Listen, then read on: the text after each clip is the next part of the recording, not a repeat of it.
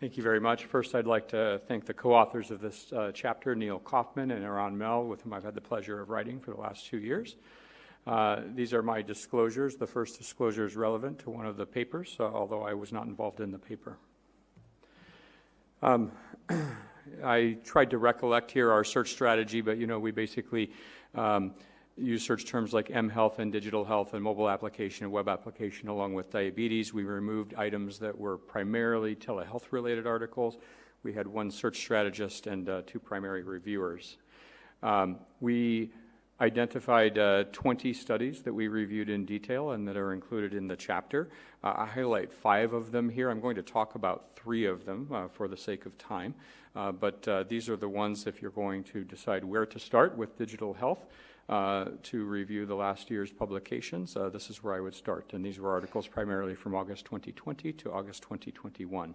A few themes that I'll point out before I get started are that there are limited resources that are invested in trials for digital health applications yet today, and that we desperately need some increased rigor to these trials, and also we need some innovations in trial design because these are all multi-component interventions.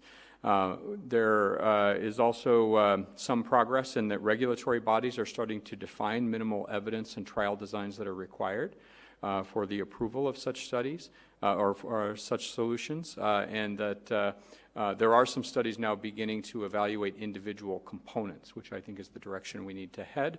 Many of the trials, of course, can be conducted virtually, and there are new reimbursement programs for both remote monitoring and digital health in several countries. So we'll jump into the first one.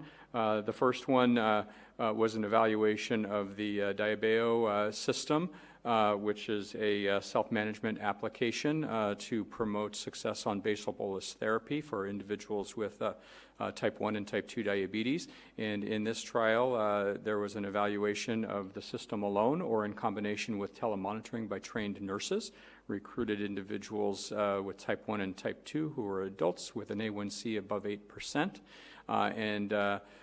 You can see on the lower left here that there was a modest improvement when you add telemonitoring by nurses to the effect of the Diabeo system alone.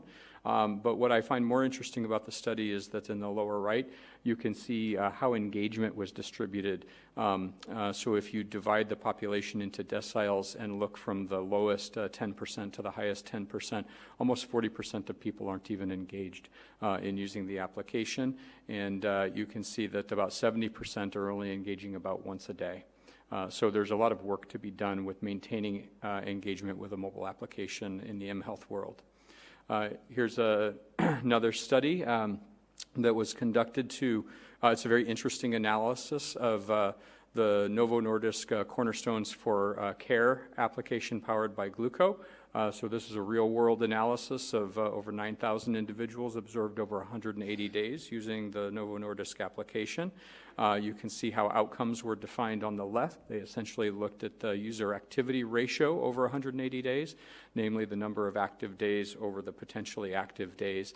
On the right, you can see a survival curve showing how engagement extinguishes over time using different modules of the application. So screens that involve displaying data that were passively shared show much higher engagement than screens that require manual logging of data, which I think is very informative and should direct the kind of work that we do in the future to segment these applications and target them to different populations so that we can identify strategies that are targeted to particular groups to maintain their engagement with specific aspects. And of course, we should be trying to open up data interoperability so that we have more passive sharing of data.